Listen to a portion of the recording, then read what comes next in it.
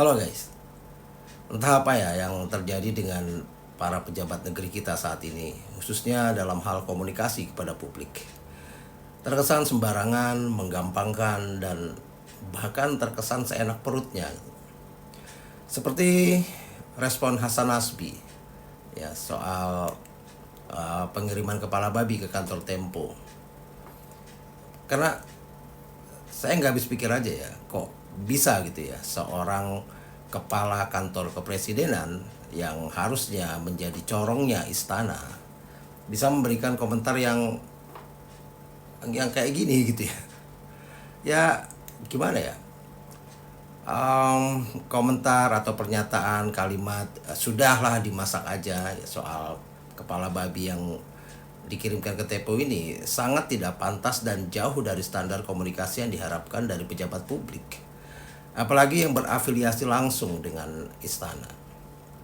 Pernyataan ini tidak hanya menunjukkan kurangnya empati terhadap ancaman serius yang diterima jurnalis, tapi juga berpotensi mencoreng citra pemerintah dalam menunjang kebebasan pers.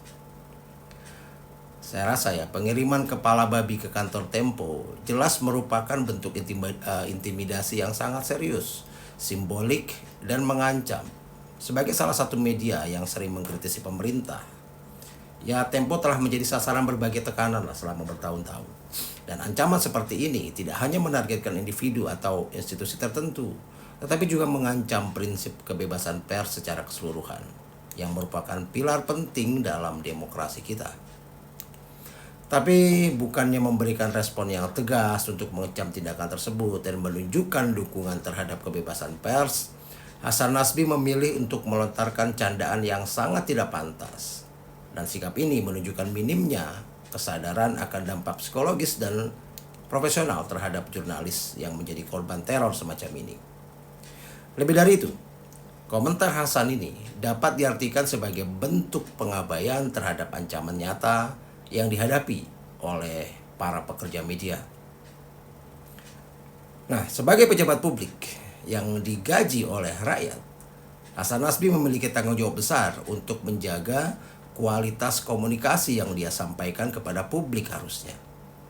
Pernyataan seperti ini mencerminkan kegagalan dalam memahami sensitivitas isu dan pentingnya menunjukkan solidaritas terhadap jurnalis yang sedang menghadapi ancaman. Komentar udahlah dimasak aja ini tidak hanya terdengar meremehkan, melecehkan, tapi juga bisa dianggap sebagai bentuk pelecehan verbal terhadap institusi pers. Dalam konteks di mana Presiden beberapa waktu yang lalu, bahkan mungkin belum 24 jam ya, meminta jajaran menteri dan wakil menteri untuk memperbaiki komunikasi mereka kepada publik. Tapi kita lihat respon Hasan Nasbi justru malah seperti ini, bertolak belakang dengan arahan dari presidennya sendiri. Dan hal ini menimbulkan pertanyaan serius tentang apakah istana benar-benar serius dalam memperbaiki hubungan dengan masyarakat dan media. Dan yang lebih buruk lagi adalah komentar seperti ini dapat diinterpretasikan sebagai bentuk pembiaran atau bahkan dukungan terselubung terhadap tindakan intimidasi terhadap jurnalis. Ketika seorang pejabat tinggi memilih bercanda, bukannya mengecam keras teror semacam ini, maka pesan yang sampai ke publik adalah bahwa pemerintah tidak memandang serius ancaman terhadap kebebasan pers ini. Respon Hasan Nasbi memiliki dampak negatif bagi citra pemerintah secara keseluruhan.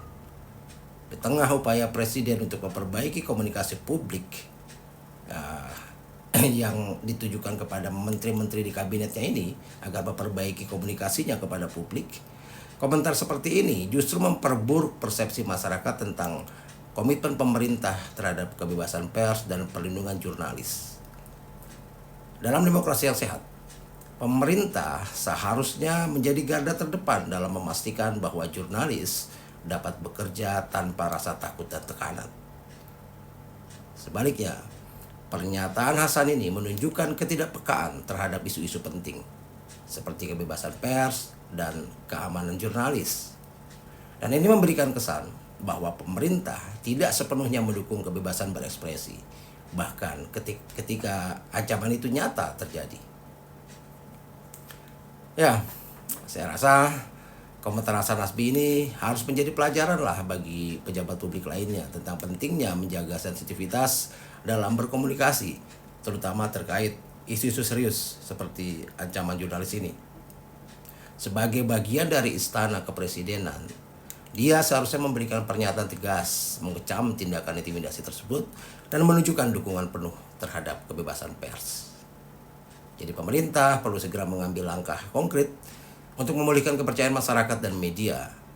Ini termasuk memberikan pernyataan resmi yang mengecam keras tindakan teror tersebut dan memastikan bahwa pelaku intimidasi ditindak sesuai hukum.